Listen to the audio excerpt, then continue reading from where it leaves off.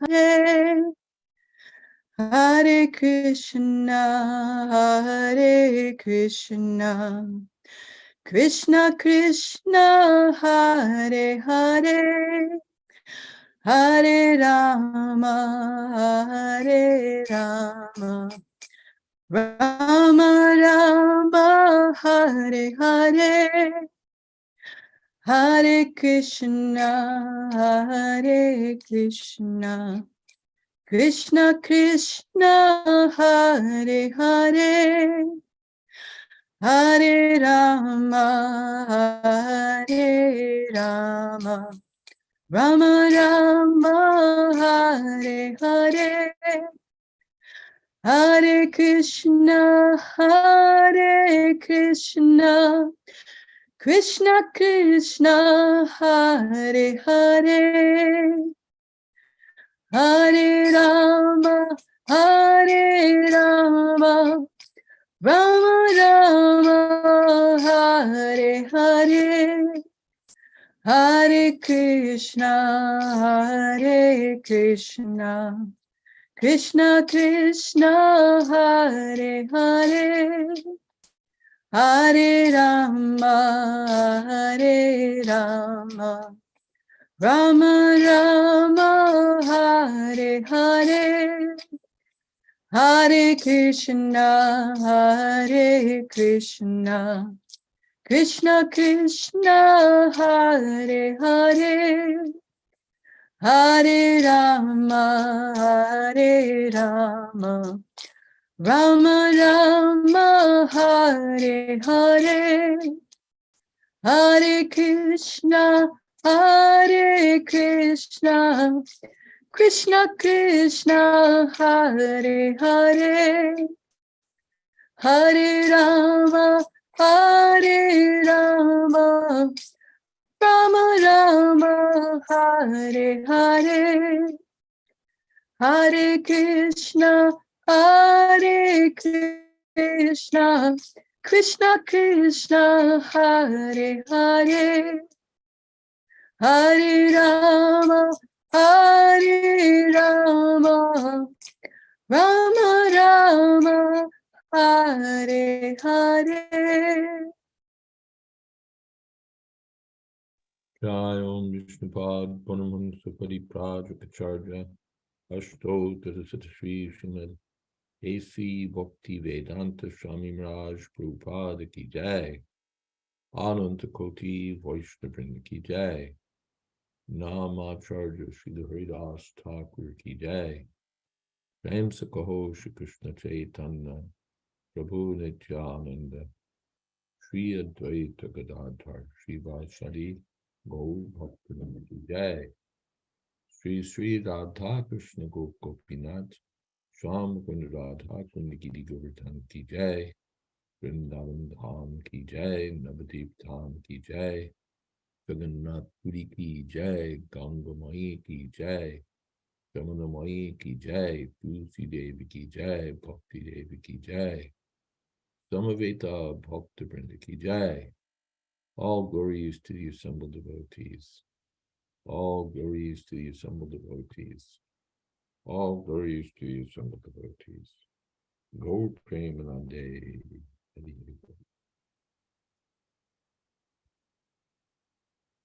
Hare Hare Bol. Thank you, Maharaj. Welcome, everyone, to tonight's reading of Srimad Bhagavatam class with His Holiness Jayadvaita Swami. Today is March 29th, 2023, later in India, and we are reading from the third canto, 15th chapter, Description of the Kingdom of God. Tonight, we're starting with text number 40. As always, we're happy to hear everyone's comments and questions, so please use the raise hand feature or simply unmute yourself and speak when Maharaj asks for questions, or you can type your comments into the chat window. We ask that you do not send any chat messages while Maharaj is reading because it makes it difficult for him to read it. And at the end of class, I will post links that you can share with your friends so they can attend as well. We're glad that you all could join us, and we're happy to see you, Maharaj. Hare Krishna. Hare Krishna, thank you very much. Thank you to all. Om Namo Bhagavate Vasudevaya. Om Namo Bhagavate Vasudevaya. Om Namo Bhagavate Vasudevaya.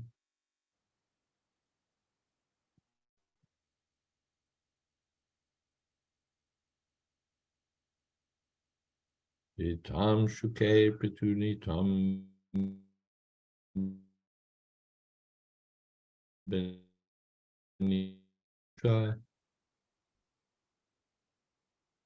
Valgu Prakoshta Valayam Vinita Sutamshe Vinyasta Hasta Mitarena Tunanamabjam.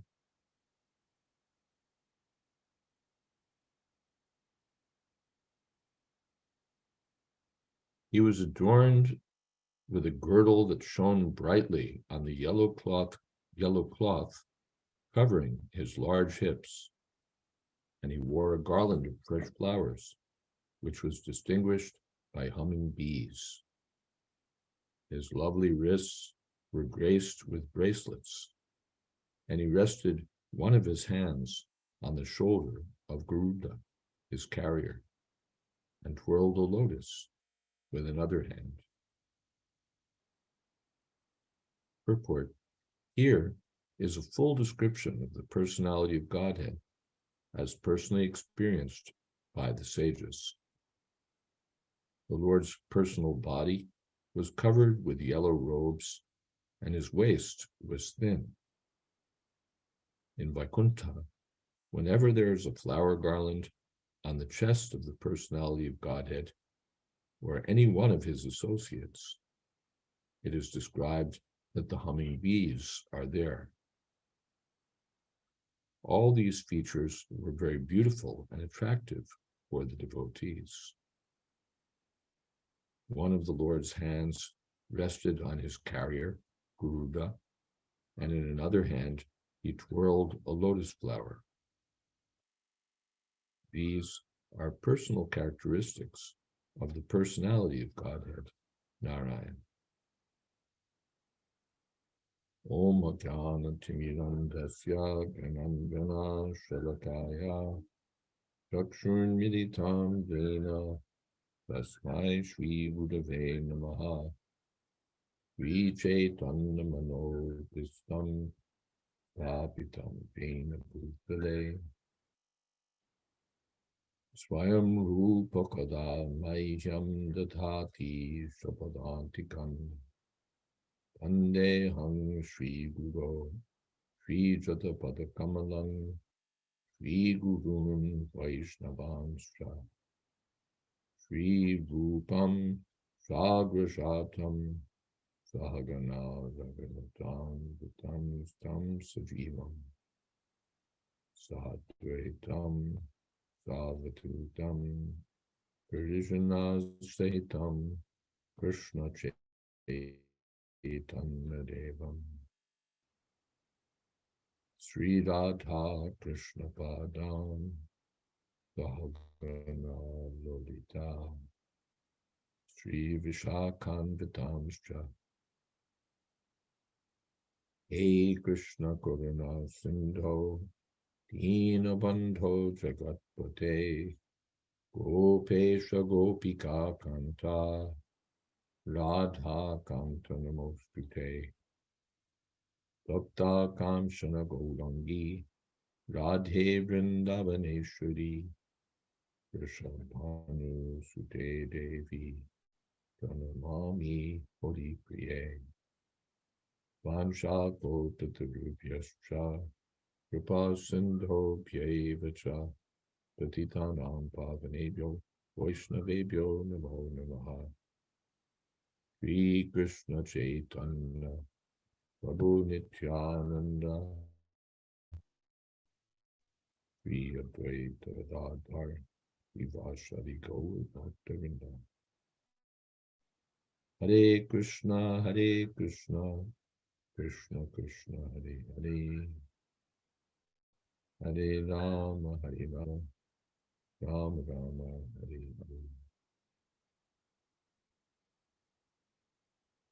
The personality of Godhead has come himself, settled the controversy between the Kumaras and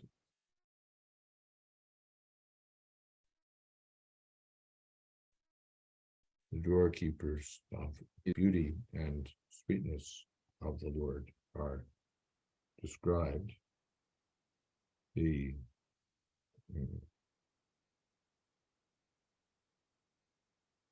Lord's, it's nice, the Vishwanath Chakravarti Thakur says that the description calls attention to the Lord's hips, and then to the yellow cloth covering his hips, and then to the belt covering the cloth. So there's multiple layers of attractive features of the personality of Godhead. I won't add anything more here. Any comments?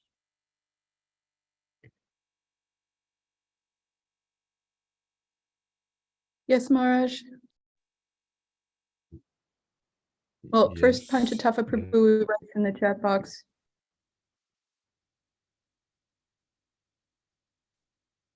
I'll turn off my video. If everyone could turn off their video, that might help. We're getting poor reception. Yeah. You might want to, what might you want to do? Hold on 1 second. Let's see if we can do something from our side.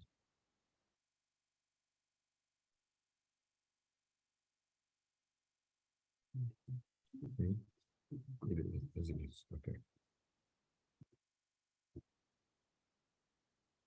Vidyutshipan makara kundala mandanarha gandastalona samukam manimat kiritam dordanda shanda vivare harata parajya arena kandara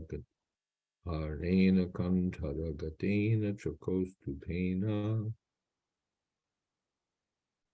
His countenance, his face, was distinguished by cheeks that enhanced the beauty of his alligator-shaped pendants, which outshone lightning. His nose was prominent, and his head was covered with a gem-studded crown. A charming necklace hung between his stout arms, and his neck was adorned with the gem known by the name Kaustuba.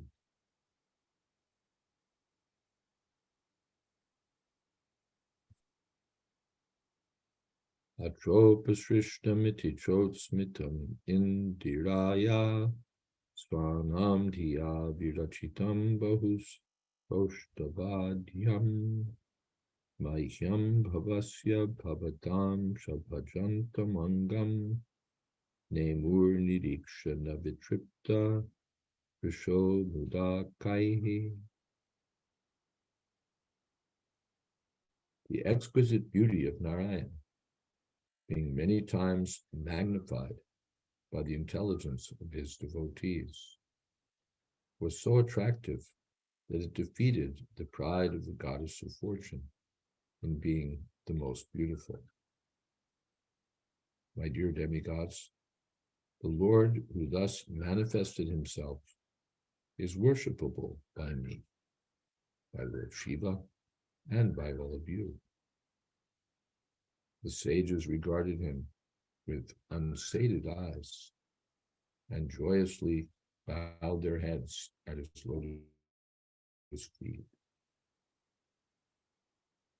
Purport: the beauty of the Lord was so enchanting that it could not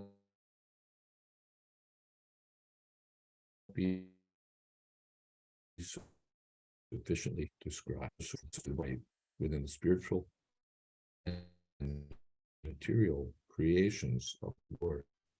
She has a sense of being, yet her beauty was defeated when the Lord appeared.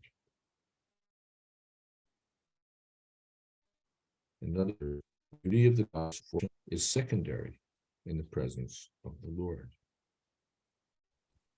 In the words of Vaishnava poets, it is said that the Lord's beauty is so enchanting that it defeats hundreds of thousands of cupids. He is therefore called Madana Mohan. It's also described that the Lord sometimes becomes mad after the beauty of Radharani. Poets describe that under those circumstances, although Lord Krishna is Madan Mohan, he becomes Madanadaha, or enchanted by the beauty of Radharani. Actually, the Lord's beauty is super excellent, surpassing even the beauty of Lakshmi in Vaikuntha.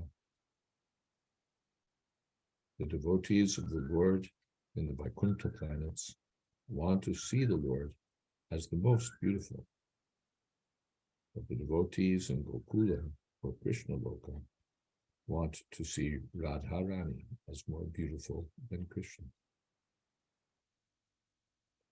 The adjustment is that the Lord, being Bhakta Vatsal, or one who wants to please his devotees, assumes such features so that devotees like Lord Brahma, Lord Shiva, and other demigods may be pleased. Here also, for the devotee sages, the Kumaras, the Lord appeared in his most beautiful feature, and they continued to see him without satiation and wanted to continue seeing him more and more.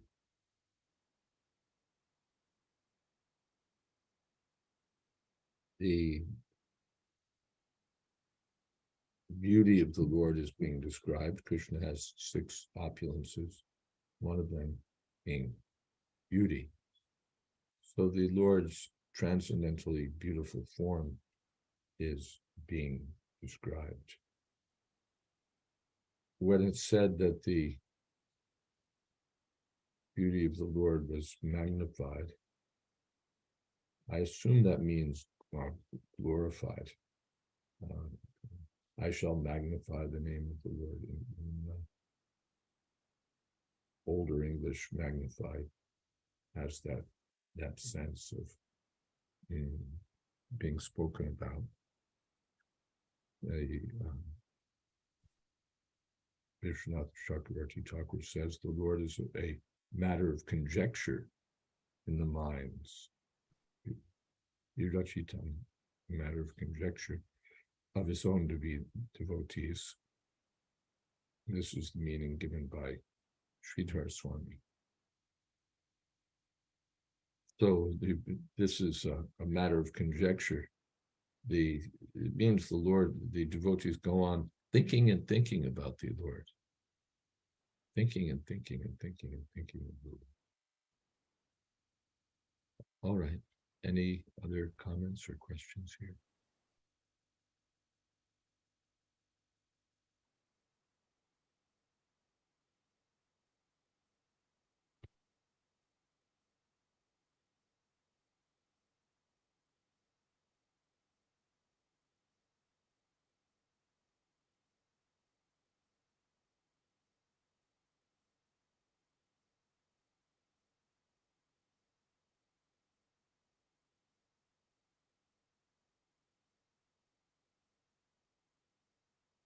There's another meaning given for Virachitam, again, Krishna. By the intelligence of those who serve his body, Swanam, his own servants, who must judge how to arrange various eternal ornaments and clothing on his body, his beauty is created. Virachita means arranged, another usual meaning of Virachita. Constructed, arranged. So just as the pujaris in the temple arrange all the ornaments and dressing for the deities, and the deities therefore appear very attractive. So the servants of the Lord in Vaikuntha arrange his cloth, his ornaments, and so on.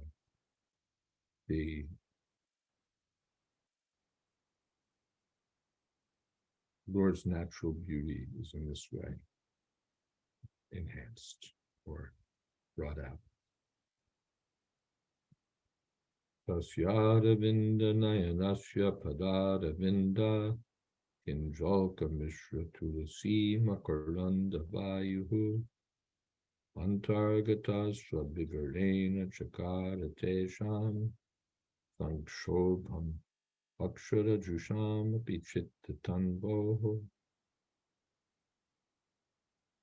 When the breeze, carrying the aroma of tulsi leaves from the toes of the lotus feet of the personality of Godhead, entered the nostrils of those sages, they experienced a change both in body and in mind, even though they were attached to the impersonal Brahma understanding. Purport. It appears from this verse that the four Kumaras were impersonalists, or protagonists of the philosophy of monism, becoming one with the Lord. But as soon as they saw the Lord's features, their minds changed. In other words, the impersonalist who feels transcendental pleasure in the striving to become one with the Lord is defeated when he sees the beautiful transcendental features of the Lord. Because of the fragrance of his lotus feet carried by the air and mixed with the aroma of tulsi, their minds changed. Instead of becoming one with the Supreme Lord, they thought it wise to be devotees. Becoming a servitor of the lotus feet of the Lord is better than becoming one with the Lord. This verse is often quoted or cited. We find it in Chaitanya Charitamrita as sort of a prototypical or emblematic verse describing how even the minds of the Atmaramas, the self-satisfied sages, can be attracted to the personality of Godhead and his devotional service.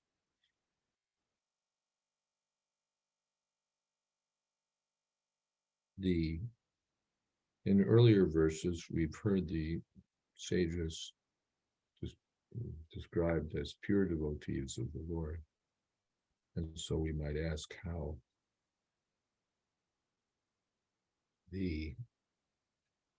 their minds changed if they were already pure devotees. I take this to be another instance of different angles of vision, different ways of describing the persons and events mentioned in the Bhagavatam. Taking the verse at face value, the Kumaras were inclined toward the impersonal path. But when they came in touch with the Lord, they saw the beauty of the Lord, they smelled the aroma of the Lord's lotus feet with tulsi leaves. Their minds were attracted. Their minds were attracted. So the Lord is surpassingly attractive, attracting even the minds of those who are well situated on the Brahman platform. Now there's some comments here, and let's see where we are.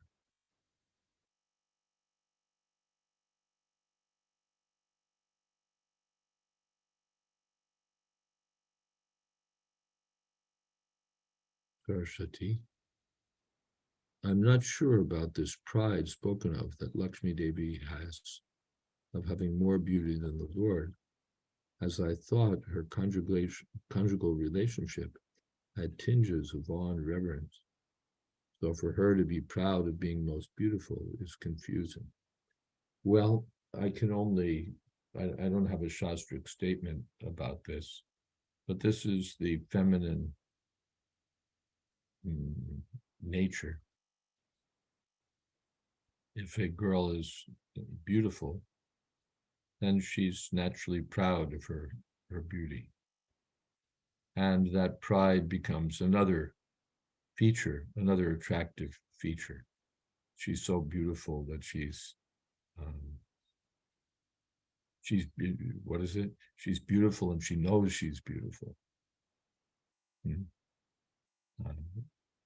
There are different kinds of feminine beauty. So this is one feature. And she's exceedingly beautiful and she knows it too. She knows she's beautiful. So she's a little proud. That might perhaps make her, what's the word, unapproachable or more desirable. More desirable. More of a prize. So it's not that Lakshmi thinks that she's better than the personality of Godhead, but she's beautiful and she knows she's beautiful. And of course, she engages her beauty for the pleasure of the Lord. Another question from Saraswati. If impersonalists don't believe in the spiritual body and qualities of Lord Narayan, how were the Kumars going to Vaikuntha in the first place to see the Lord's body? It's not that they necessarily think that the Lord's body is non-existent, but the impersonal view is that whatever we might see, including the form of the Lord, is a projection or manifestation of the transformation or perception of a truth which is ultimately impersonal. Yes, their view is, yes, the Lord may exist. Yes, the Lord may have all these beautiful qualities, but ultimately the Nirguna Brahma, the absolute truth without qualities, is higher than the Saguna Brahma, the Lord with the absolute truth with qualities. According to the Mayavadi conception, the qualities are borrowed from material nature. They're borrowed or from material nature. So therefore, the unalloyed, unadulterated, impersonal feature of the Lord is more attractive for them. And if they sometimes worship the personality of Godhead, it's with a view toward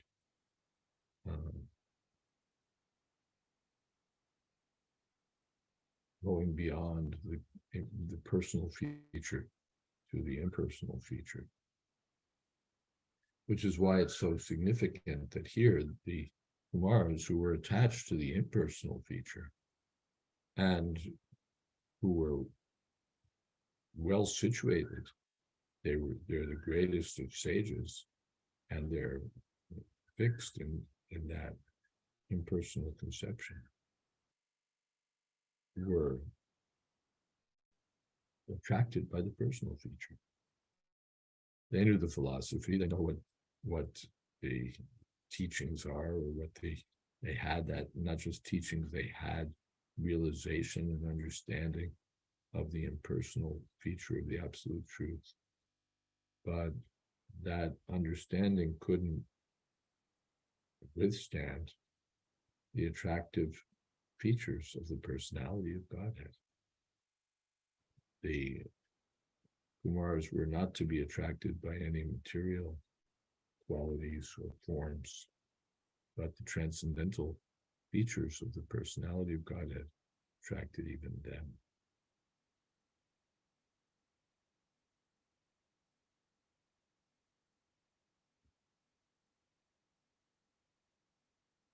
protagonist, the leading character, this is from Tulsi Priya, the leading character or one of the major characters in a drama, movie, novel, or other fictional text, an advocate or champion of a particular cause or idea. Yeah, that second meaning is the one that's relevant here, one who propounds a particular idea. It's interesting that they made it to Vaikuntha, even though impersonalists usually don't make it past the Brahmajyoti. Yes, that's, as I mentioned before, the Vishwanath Chakravarti Thakur says that although Vaikuntha is reserved for the devotees, sometimes the others get a visitor's pass. Durvasa Muni is an example. He wasn't a pure devotee, but the Lord allowed him to come to Vaikuntha and visit briefly. So, yes. Anything else here? Panchatattva posted a comment in the chat. He did. I think he might have posted it only to you because I didn't see it. It's the last one. It's not showing up. Last. Right after Surabhi Kunjas. Oh, there we go. Okay.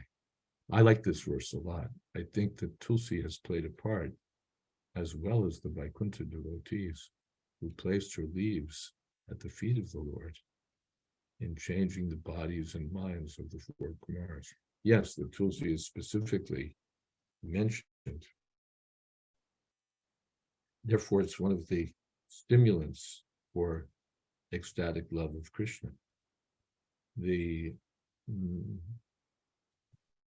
Arindra Swami has been doing a series of talks about things that stimulate love for Krishna from nectar of devotion.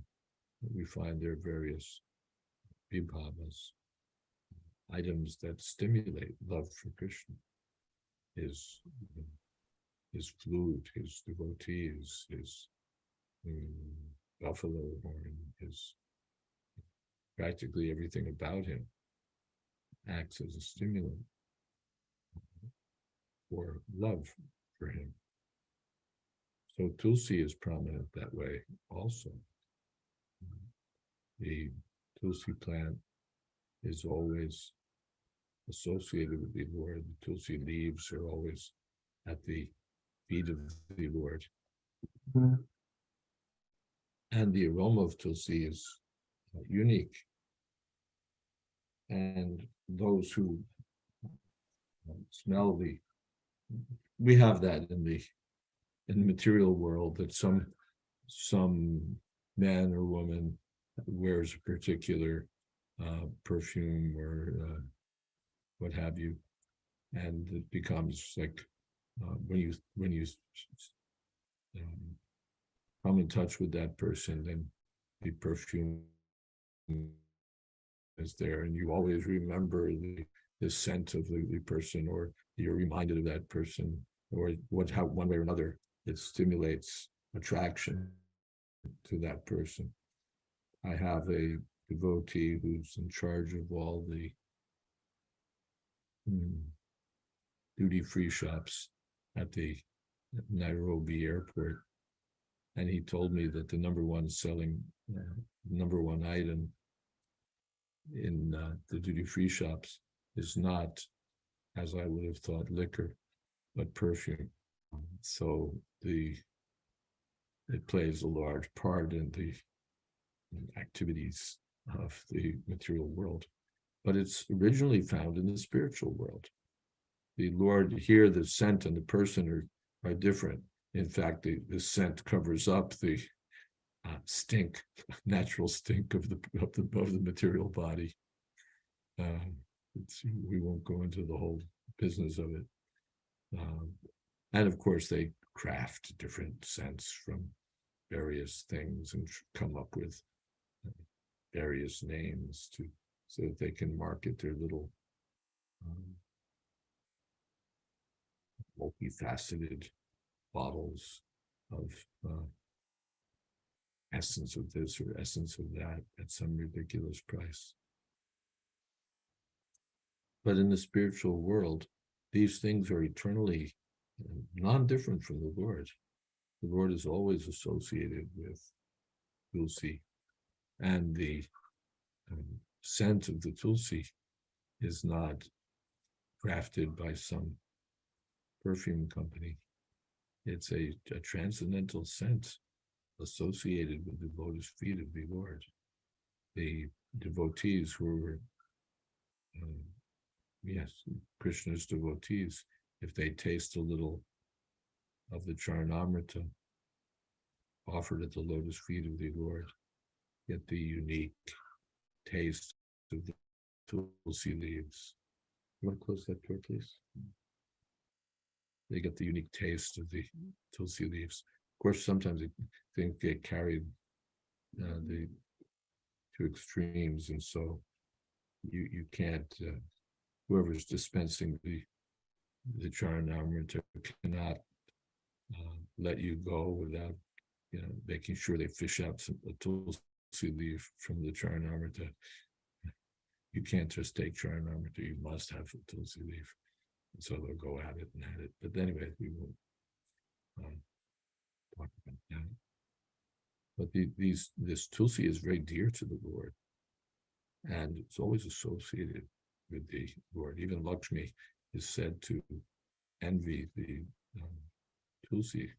Tulsi is always situated at the lotus feet of the Lord. So the special aroma of Tulsi reminds the devotees of Krishna, attracts the devotees to Krishna. No one else but Narayan or Krishna has this Tulsi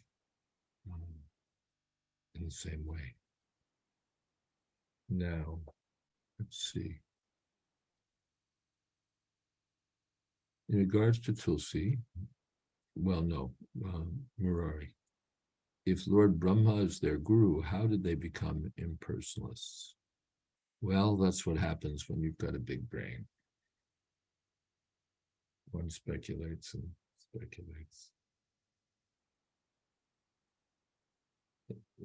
Then, in regard to Tulsi, Sadhu Seva, is it true we will get Tulsi Devi's blessings and mercy if we chant in front of her?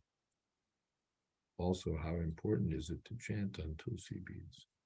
Yes, it's true that if we chant in front of Tulsi, one will get her blessings and mercy. When Narad Muni converted a hunter into a devotee of Krishna, he instructed the hunter to construct a little cottage and plant the Tulsi there and chant in front of the Tulsi. Chant in front of the Tulsi. So that was not just an idle instruction. The Tulsi is so auspicious because of being always connected with the Lord. So, what is that? Tadiyanam Samarchan, Aradhananam, Sarvesham Vishnu Aradhanam Param, Tasmat Parataram Devi, Tadiyanam Samarchan. Lord Shiva told Devi, my dear Devi, the best worship is the worship of Vishnu, the personality of Godhead. And higher than that is worship of Tadiya, that which is connected with Vishnu or the devotees of Vishnu. So the usual comment we see is that as soon as Tadiya is mentioned, Tulsi is immediately brought into the picture as the exemplar of Tadiya, the one who's associated with the Lord by being situated at his lotus feet. So better than worshiping Vishnu is to worship Tulsi. or the devotees of Vishnu. So yes, it is true. And therefore, and by circumambulating the Tulsi, Yani Kani Chapapani, what is that? Brahmahacha Dekani Cha,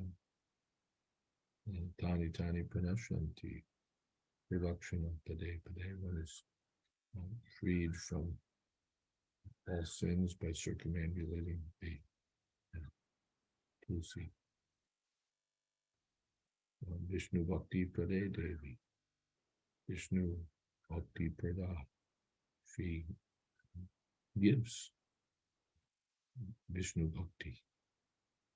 So the Tulsi is very important. Srila Prabhupada was expressed great joy when Srimati Govindadasi succeeded in growing Tulsi plants for the first time in ISKCON. You read it, you read Prabhupada's letters, and it's not just, oh good, you got the plant to grow, but he's really pleased. You can see from the letters, he's really pleased that Govindadasi has grown these Tulsi plants.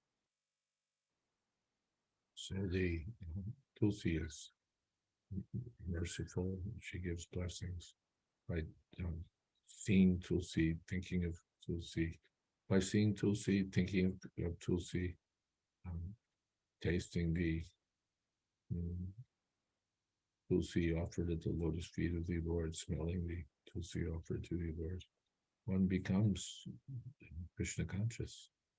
So Tulsi is so auspicious.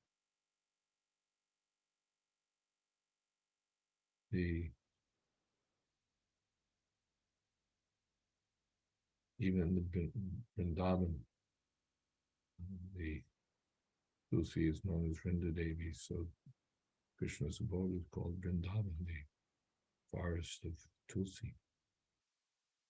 How important is it to chant on Tulsi beads? This is one of the items of devotional service.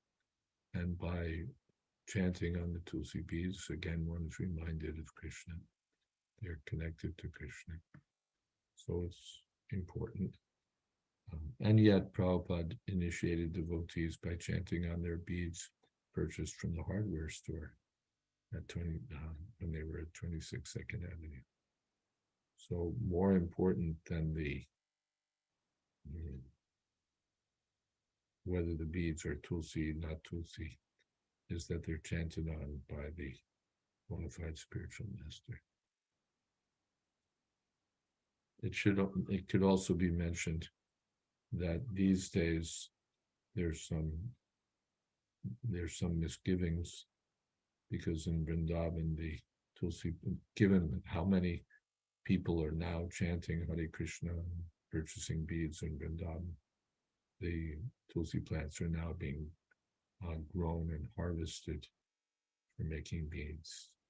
That means grown and killed so that beads can be made for as a business. That's not very good. And of course, sometimes the merchants sell genuine Tulsi beads that are not Tulsi beads. That's another such issue. Saraswati says, are the followers of the Sampradayas originating from the Kumaras and Shri aiming specifically for the Vaikuntha planets? Yes, I don't know that much about the Kumara Sampradaya. Sri Sampradaya, certainly their worshipable deity is Narayan, and their goal is the abode of Narayan, the Vaikuntha world. I assume the Kumaras or Sampradaya has a similar aim. Panchatattva says, when Yogananda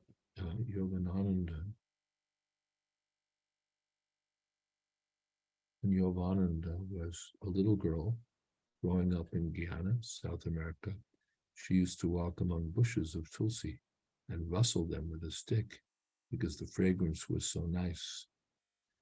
Now she looks back on that behavior as foolish, of course. Yes, tulsi is sometimes also used as an element in Ayurvedic medicine and so on. But the Vaishnavas are not very happy about that. We don't want to take service from tulsi. We want to give service to tulsi. And Haridas says, Srila Prabhupada even mentioned Govindadasi in the Srimad Bhagavatam purport. Very rare honor. Yes, Prabhupada is so pleased that he even mentions Govindadasi as having introduced the tulsi introduced tulsi in his country. So indeed, a rare honor, and how appreciative Srila Prabhupada was that Govindadasi rendered that service.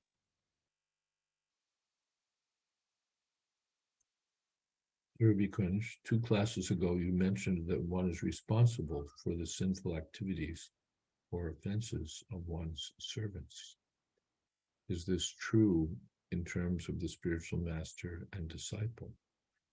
It seems a bit unfair because the spiritual master instructs the disciple how to behave. And if the disciple doesn't follow, it should be the disciple's responsibility. Well, it is the disciple's responsibility, certainly, to follow the instructions of the spiritual master. The disciple vows to follow the instructions of the spiritual master. So it's certainly the disciple's responsibility. But if the disciple doesn't follow, then it doesn't look very good for the spiritual master.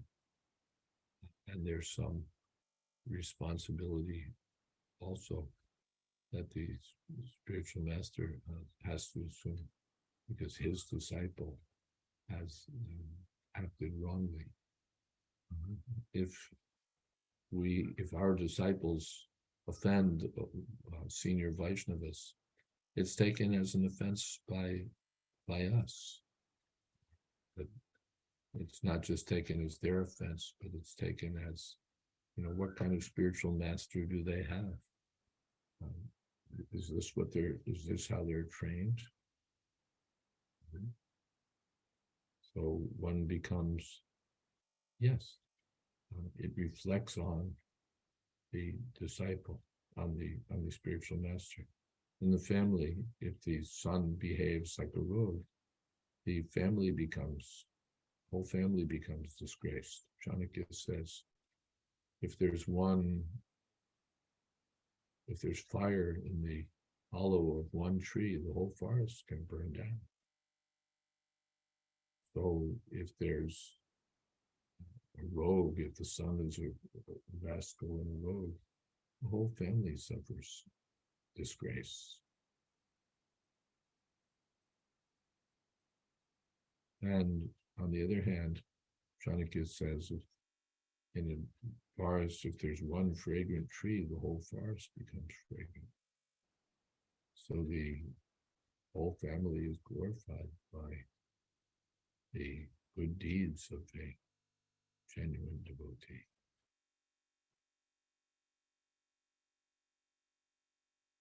And yes, therefore, the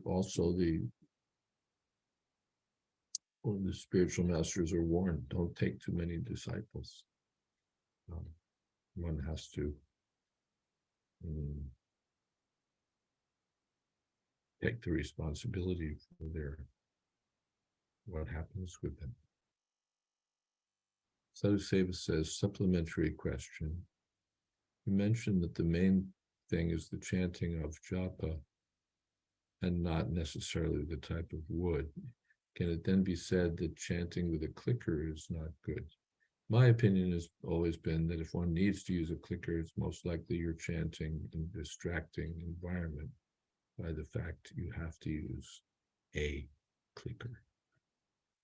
Well, I don't really want to weigh in on the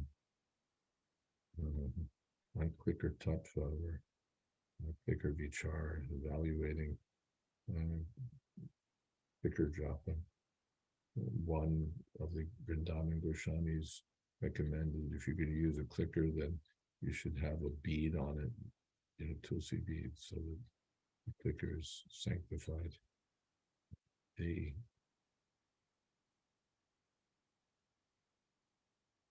Prabhupada, I'd never used a clicker as far as I know. Sri Chaitanya Mahaprabhu counted on his fingers.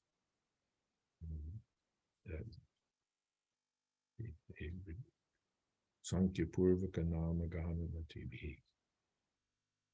One has to keep track of the numerical strength of one's chanting.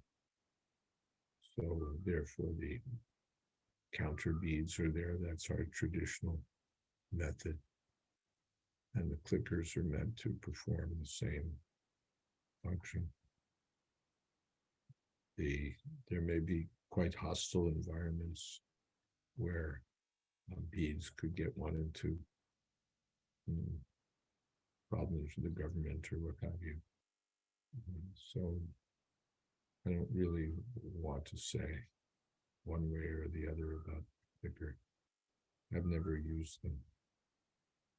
Or maybe under some circumstance. Anyway, I never took to chanting on a clicker. I won't pass judgment on those who do. Damodar Priya says, so what happens when a guru takes on too many disciples? Technically, how much would be too many? Well, it's like eating more than you can digest is too much. How much is that? Well, more than you can digest. So one shouldn't take on too many disciples. The idea is that one should be able to deliver one's disciples from the clutches of birth and death. What happens? What can happen is that the guru becomes overwhelmed. Prabhupada himself said that sometimes, because of accepting many disciples and because the disciples may not behave properly, the spiritual master may have to have bad dreams or in some other way undergo some trouble.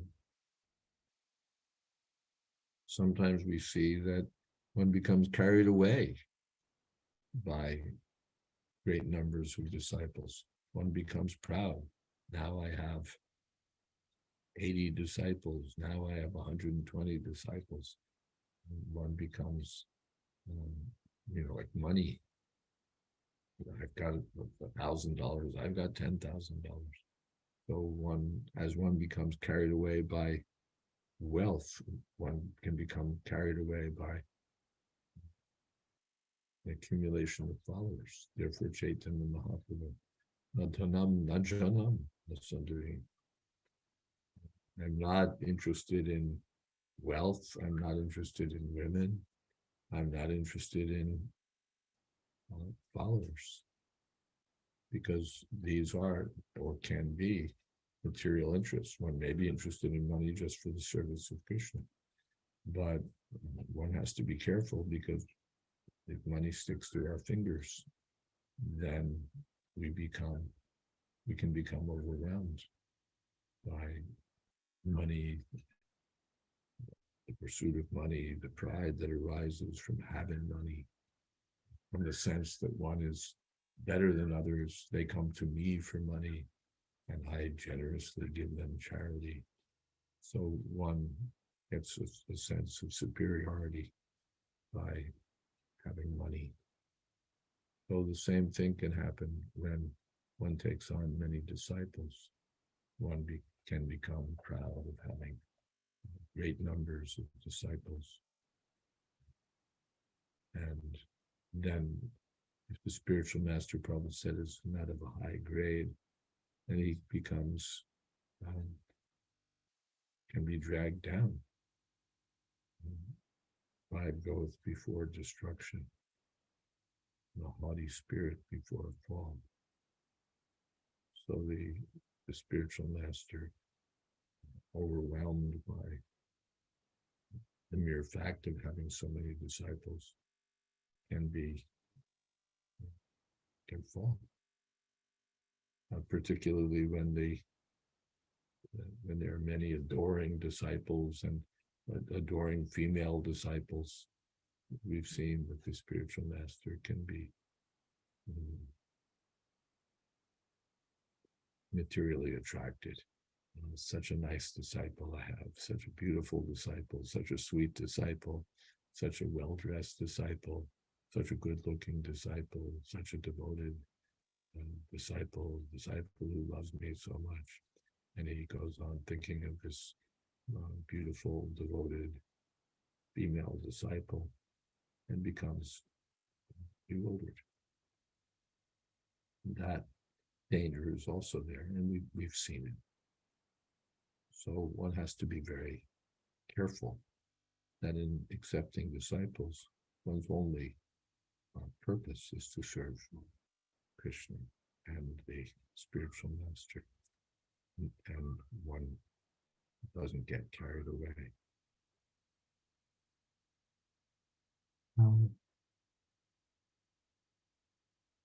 Saraswati, my grandmother didn't have fingers that worked, and she used to use her knuckles to transfer one bead from one bowl to another. I was very attracted to her chanting and used to want to chant this way when I was a child. Nice. And we hear that the devotees in captivity in the Soviet Union used to make beads out of breadcrumbs. So those beads would be as good as Tulsi beads. How auspicious these beads that devotees chanted on in times of great hardship and despite great persecution. A devotee once told me, Garima, that the relationship with the spiritual master is from previous life. Is this true? The spiritual master is the representative of Krishna, and our relationship with Krishna is eternal. And the process of bringing us back to Krishna may extend over many lifetimes. Whether the particular person serving as the spiritual master has been associated with us in previous lives is a question I haven't seen any authority about. I don't think it's Tulsi Priya. If all devotees became qualified to accept disciples as Prabhupada and Mahaprabhu ordered, there would be less chance of any one devotee having too many. Well, I won't speak to the statistics of it. If everyone were to accept disciples, everyone qualified were to accept disciples, some might have few, some might have many. And it's also a difference. I was hearing from Hari Parshad Prabhu about this, that different spiritual masters or different devotees may have different thoughts. One devotee doesn't want to accept any disciples, he just wants to do his bhajan. Another devotee just wants to accept very few disciples. And another devotee wants to accept many for the service of the Lord. So there's no, and they're all entitled to their own approach to devotional service, not that we can, so that's one thing. And another thing is statistically, we don't expect a even distribution. And if there's, we don't expect any even distribution. Some will always have more, some will always have fewer. Vishnu Priya, Tulsi Priya says, was chanting Hare Krishna. One round finished, she counted 1 grain of rice. One round finished, 1 grain of rice. So as many rounds finished, she'd take only that much rice. Probably mentions that another Sankipur that they're counting by counting grains of rice. All right, we should stop here. And I wonder who kirtans.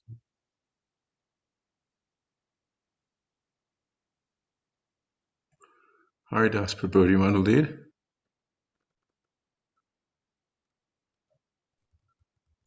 I'll defer to you, please. There must be someone. Mahesh Pandit Prabhu? Hare Krishna, Hare Krishna, Krishna Krishna, Hare Hare, Hare Rama, Hare Rama, Rama Rama, Hare Hare, Hare Krishna, Hare Krishna, Krishna Krishna, Hare Hare, Hare Rama, Hare Rama, Rama Rama, Hare Hare, Hare Krishna, Krishna